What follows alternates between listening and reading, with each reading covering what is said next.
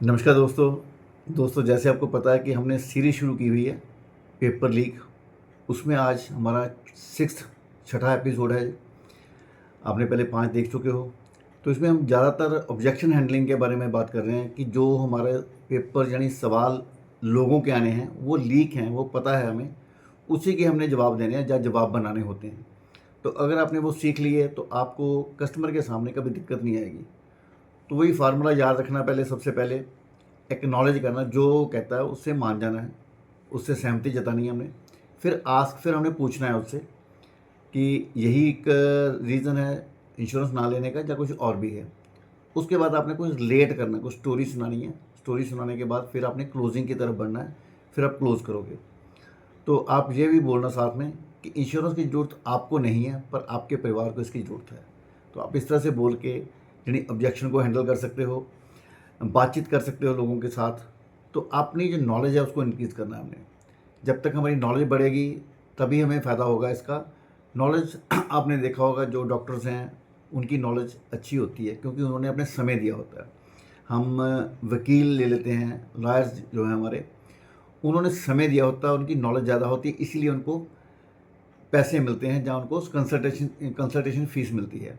CA ले लें, CA ने भी अपने समय दिया होता है अपने अपने प्रोफेशन को, अपने काम को, उस पे उसने नॉलेज इंक्रीज़ की होती है, उसने ज्ञान हासिल किया होता है, उसकी वजह से उसको जो कंसल्टेशन फ़ीस मिलती है। हम लोगों को भी यही करना है। हमने भी अपने काम के ऊपर फोकस करना है, काम को बढ़ाना है, इसको सीखना है। जितना ज़्यादा सीखोगे उतनी ज़्यादा आपकी इनकम रहेगी, उतना ही ज़्यादा आप इम्प्रूव कर पाओगे, उतनी ज़्यादा आपको कस्टमर जो बेस है वो बढ़ जाएगा, उतना ही आपको इनकम भी आपकी बढ़ जाएगी। तो हमें नॉलेज के ऊपर ध्यान देना है। नॉलेज कहाँ से आएगी? जब आप सीखेंगे, समय देंगे, इसको सीखने पे अपने समय लगाएंगे, चाहे वो कहीं से भी हो, यूट्यूब से हो सकता है, किसी माध्यम से हो सकता है, किसी आप जो हमारे जो आपको पता है कि जो लोग कंसल्टेंसी देते हैं, जहाँ ट्रेनर्स हैं, जहाँ जो कोर्स को डिज़ाइन करते हैं, वो कोर्स भी लेके आप इसको हासिल कर सकते हो। क्योंकि जब तक आप थोड़ा-सा आपको पैसा इस पे लगाना पड़ेगा। अगर आपने 10% अपने ऊपर खर्च करना शुरू कर दिया पैसा, तो आपकी इनकम काफ़ी ग्रो होगी। क्योंकि सबसे ज़्यादा जो रिटर्न मिलती है वो हमें यहाँ से मिलती है। जो हम यहाँ पे खर्च करते हैं, जो हम जहाँ पे पैसा लगाते हैं, उसी से हमें ज़्यादा रिटर्न मिलती है। तो आपने यहाँ पे भी खर्च करना। वो कैसे सीखना ही पड़ेगा पड़ेगा। जब तक हम सीखेंगे नहीं तो जीतेंगे नहीं। तो सीखना ज़रूरी है दोस्तों। सीखने के लिए मैं भी प्रयास कर रहा हूँ। आप कहीं से भी, कोई भी आपको माध्यम मिलता है वहाँ से आप ले सकते हो। तो कोशिश करें कि आप सीखें ज़रूर। तो इस तरह से आज हम कोशिश करेंगे कि आपको जो भी कुछ हो हमारे साथ, क्योंकि हम लोग जो हैं एक प्रोफेशन में हैं। तो प्रोफेशनल जो लोग होते हैं वो ज़्यादा समय तक ना तो खुशी के ऊपर ज़्यादा वो समय लगाते हैं, ना ही गमी में। अगर कोई दिक्कत आती है, कुछ भी ऐसा होता है, अनहोनी होती है, जहाँ फिर कुछ अच्छा काम भी होता है, तो वो 48 घंटे से ज़्यादा उस पर नहीं रहते, उसमें से बाहर आ जाते हैं। चाहे वो खुशी का मौसम हो, माहौल हो, चाहे वो गमी का माहौल हो, उसमें से वो 48 घंटे में बाहर आ जाते हैं। आप लोगों को भी ऐसे ही करना है कि आप लोग, हम फंसे रहते हैं उन्हीं कामों में। मान लो आपको खुशी मिलती है तो हम पूरा हफ्ता हफ्ता 2 हफ्ते वहीं पे गुजार देते हैं, उसी खुशी में बने रहते हैं। कुछ गम का माहौल हो जाता है, कई बार किसी के साथ अनहोनी हो जाती है परिवार में, ये चलता रहता है सिस्टम। तो अप एंड डाउन आते रहते हैं ज़िंदगी में। तो हम कई बार हफ्ता हफ्ता 10 दिन 15 दिन वहीं पे लगा देते हैं, उससे बाहर नहीं निकलते और अपना समय को व्यर्थ करते हैं। जो लोग प्रोफेशनल हैं वो इसमें से बाहर आ जाते हैं बड़ी जल्दी, चाहे खुशी का हो चाहे गमी का हो। तो आप लोगों को भी यही करना है। आपने भी उस माहौल से बाहर आना है जो जो हम लोग कई बार वहाँ पे अटक जाते हैं। अटकना नहीं है, भटकना नहीं है, सीखना है और आगे बढ़ना है। मेन तो है आगे बढ़ना। आगे कैसे बढ़ेंगे? जब आप काम को अपने अंजाम दोगे, उसके ऊपर फोकस करोगे, उसको देखोगे, समझोगे, सीखोगे। तो उसी से हमने करना। कई बार लोग कहते हैं कि मेरे पास बहुत प्रॉपर्टी है, क्योंकि आप हम ऑब्जेक्शन हैंडलिंग कर रहे हैं। तो लोग कहते हैं कि मेरे पास बहुत प्रॉपर्टी है। तो हम उसका जवाब क्या देंगे? तो दोस्तों, प्रॉपर्टी जो होती है वो एकदम से अगर कुछ हो जाता है तो एकदम से नहीं बिकती प्रॉपर्टी, ये ध्यान रखना है। क्योंकि मेरे नोन में ऐसे लोग हैं जिनके साथ ऐसा हादसा हुआ। उनकी फैक्ट्री थी, फैक्ट्री अब बेचना चाहते हैं तो उस लेवल से बिक नहीं रही, और जो चाहते थे वो मिल नहीं रहा, क्योंकि हादसा हो चुका है। तो या तो उसको रन करें, या उसमें अपना समय दें, या फिर उसको बेचें। अब दोनों ऑप्शन में उनको नुकसान हो रहा है। तो इसी तरह से प्रॉपर्टी के बारे में होता है। प्रॉपर्टी भी क्या है कि आप अगर अनहोनी हो जाती है, कभी ऐसी दुर्घटना हो जाती है किसी के साथ, तो प्रॉपर्टी एकदम से नहीं बिकती। अगर बिकेगी भी तो रेट बहुत डाउन हो जाएगा, कम हो जाएगा, क्योंकि लोगों को पता चल जाता है कि इनको पैसों की ज़रूरत है। तो आप क्या आप दूसरा फिर ये भी नहीं कोई चाहता कि मेरी जो प्रॉपर्टी है, जो मैंने बनाई है, वो मेरे परिवार के काम ना आए, बिक जाए वो। हम ऐसा नहीं सोच सकते।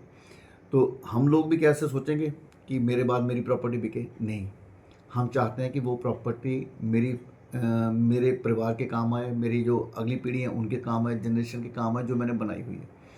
तो आपने वो प्रॉपर्टी के बारे में भी ये बोल सकते हो कि प्रॉपर्टी तो नहीं बिकेगी, ना बेचो उसको। उसके लिए आपकी इंश्योरेंस है, जो सिर्फ थोड़े से पैसे आपको देने पड़ते हैं उसके लिए। अगर थोड़े से पैसों से आप इंश्योरेंस करवा लेते हो, तो आपको जो है प्रॉपर्टी बेचने की नौबत नहीं आएगी। जो पैसा है इंश्योरेंस ही आ जाएगा घर पे। तो फिर आपका जो परिवार है वैसे ही चल पाएगा जैसे आप चला रहे हो। यानी इंश्योरेंस आपकी रिप्लेसमेंट तो नहीं कर सकता है, पर आपकी इनकम की रिप्लेसमेंट कर सकता है, आपके खर्चों की रिप्लेसमेंट कर सकता है, यानी जो आप खर्चा कर रहे हो उसकी रिप्लेसमेंट कर सकता है। तो हम लोग इस तरह से उसका जवाब देंगे। अगर कोई बोले मेरे पास प्रॉपर्टी बहुत है, मेरे को जरूरत नहीं इंश्योरेंस की, तो हम इस तरह से बात कर सकते हैं। फिर लोग आजकल टर्म इंश्योरेंस का, आप देखा होगा आपने, टर्म इंश्योरेंस बहुत मांगते हैं। टर्म इंश्योरेंस बहुत बुरी चीज़ नहीं है, अच्छी चीज़ है, लोगों के काम आने वाली चीज़ है। पर टर्म इंश्योरेंस का फ़ायदा कितना मिलता है, उसके बारे में हमने चर्चा करनी है, उसके बारे में हमने जानना है। तो आंसर यही देना सर, मैं समझ गया आप क्या लेना चाहते हो, क्या करना चाहते हो, वही पहले उससे सहमत हो जाना है। पर टर्म इंश्योरेंस के फ़ायदे भी हैं, नुकसान भी हैं, वो समझाने हमने। टर्म इंश्योरेंस का फ़ायदा क्या हो सकता है कि ठीक है, रिस्क कवर हमें थोड़े पैसों में मिल जाता है। हाँ, वहाँ पे दे सकते हो जहाँ पे बहुत लोग कुछ नहीं भर पा रहे, जहाँ उनके पास लायबिलिटीज़ और भी हैं, तो वहाँ पे आप दे सकते हो। अगर लोग अफ़ोर्ड कर सकते हैं, पैसा दे सकते हैं, तो फिर इंश्योरेंस का बेनिफिट उनको पूरा का पूरा दो ना। पूरा का पूरा बेनिफिट क्या होता है कि इंश्योरेंस में सिर्फ टर्म से हम सिर्फ अपना रिस्क कवर करते हैं, और चीज़ें हमें नहीं ले मिलती इसमें। इसमें डिसेबिलिटी में नहीं मिलेगा। इसमें मेरे को लोन की ऑप्शन है, तो लोन नहीं मिलेगा, क्योंकि बाकी पॉलिसी में लोन ले सकते हैं। और इसमें अगर मेरे को मैच्योरिटी भी नहीं मिलेगी, तो 3 चीज़ें हम गँवा रहे हैं, सिर्फ 25% इंश्योरेंस का हम ले रहे हैं उससे। तो इस 25% को बचाने के लिए आप सिर्फ टर्म इंश्योरेंस ले रहे हो, 25% को लेने के लिए। क्योंकि इसके बाकी जो फ़ायदे हैं, यानी 75% और जो इंश्योरेंस के फ़ायदे होते हैं, वो आपको दूसरी एंडोमेंट पॉलिसी में मिलते हैं। तो एंडोमेंट पॉलिसी बेस्ट रहती है। हाँ, 733 नंबर टेबल एक अच्छा ऑप्शन हो सकता है किसी के लिए, वो टर्म और एंडोमेंट दोनों के फ़ायदे दे देता है आपको। अगर उस पे आप डिस्कस करो, तो उसको आप समझा सकते हो किसी को भी। तो टर्म इंश्योरेंस का ये आपको बेनिफिट भी है, नुकसान भी है। और नुकसान क्या है, क्योंकि हम लोग तो चाहते हैं कि एंडोमेंट प्लान ही बेचें, क्योंकि टर्म इंश्योरेंस में बहुत चीज़ें करनी पड़ती हैं आपको।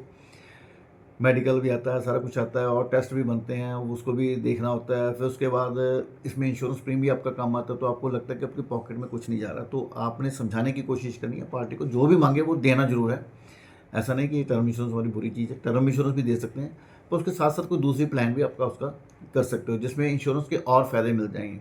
यानी डिसेबिलिटी, लोन और मैच्योरिटी, ये भी चीज़ें मिल सकती हैं उसमें। तो ये अपने कोशिश करनी कि उसको ऐसा दिया जा सके।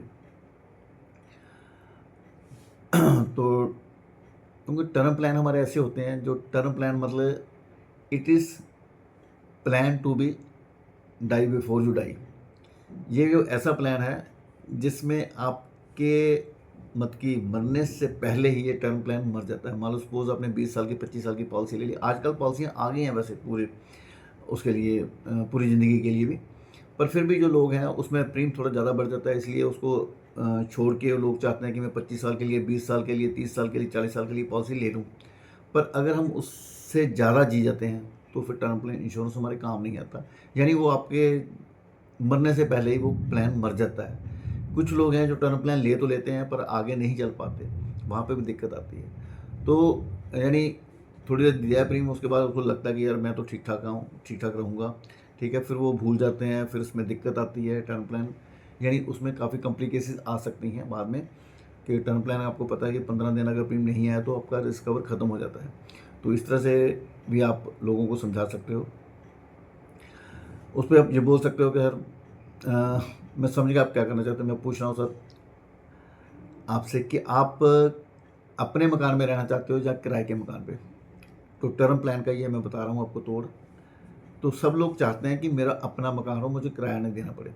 पर टर्म इंश्योरेंस क्या है कि आपको एक किराए का मकान मिला हुआ है, जब तक आप पैसा भर रहे हो आपका वो आप उस मकान में रह सकते हो। जब आपने पैसा भरना बंद कर दिया, किराया देना बंद कर दिया, तो वो टर्म प्लान ख़त्म हो, यानी आप उस मकान के मालिक नहीं हो, किराए पे हो, तो आप बाहर हो जाओगे, आउट। कोई भी नहीं व्यक्ति चाहता कि मैं किराए के मकान में रहूं। तो जो एंडोमेंट प्लान है हमारे, वो अपने मकान जैसे हैं। जब तक उसका मेंटेनेंस का खर्चा आप दे रहे हो, आप उसका क्योंकि जो भी मकान हम बनाते हैं उसमें मेंटेनेंस का खर्चा लगता है, तो मेंटेनेंस का खर्चा हम दे रहे हैं, बाकी उसी घर में रहते हैं। और जब तक अगर मैच्योरिटी आती है तब भी मैं उसी मकान में हूँ, क्योंकि मेरे पास ही आना है वो। अगर मैच्योरिटी नहीं आती तब तक मैं मेंटेनेंस का खर्चा दे रहा हूँ, पैसा दे रहा हूँ, उसमें मेरा रिस्क कवर भी रहेगा। तो इस तरह से हम इसको काउंटर कर सकते हैं टर्म प्लान को भी। आज मैंने 2 ही चीज़ें बताई हैं आपको, एक तो टर्म प्लान के बारे में, एक मेरे पास बहुत प्रॉपर्टी है, हमने 2 ऑब्जेक्शन को आज हैंडल किया है। तो बाकी नेक्स्ट जो भी आपकी नेक्स्ट मीटिंग होगी या नेक्स्ट मैं जो वीडियो बनाऊंगा उसमें आपको मैं अगले जो भी हैं, क्योंकि इसके जो भी लगभग हमने कुछ कवर किए हैं, अभी तक 4-5 हमने कवर चीज़ें कर ली हैं। तो इसमें 15-20 क्वेश्चन वही जो पेपर लीक की बात मैं कर रहा था, पेपर लीक है, लोगों को यही क्वेश्चन उन्होंने पूछने होते हैं, इसी का हमने जवाब देना होता है। और इसी जवाब को देने के लिए हमें इसकी प्रैक्टिस करनी पड़ेगी, सीखना पड़ेगा। तो जो हम कोशिश कर रहे हैं यहाँ पे आपको सिखाने की, बताने की, इसके अलावा भी कोई और जवाब आपको लगता है अच्छा है, वो भी आप दे सकते हो। तो उसके लिए आपकी प्रैक्टिस, तैयारी होनी चाहिए, आपके ये चीज़ें आपके कंठ में होनी चाहिए, यानी मैं बोल सकें आप पार्टी के सामने। तो ये चीज़ें आपको करनी है। तो दोस्तों मिलते हैं फिर अगली उसमें मुलाकात होती है आपकी नेक्स्ट वीडियो में। तो थैंक यू वेरी मच। याद रखना और कोशिश करना कि मेरा चैनल सब्सक्राइब कर लें, या फिर आप इसको आगे आगे फॉरवर्ड कर दिया करें वीडियो को जो भी आपके दोस्त हैं उनसे। तो मिलते हैं नेक्स्ट वीडियो में। थैंक यू दोस्तों, thank you very much, thank you आप सबका धन्यवाद।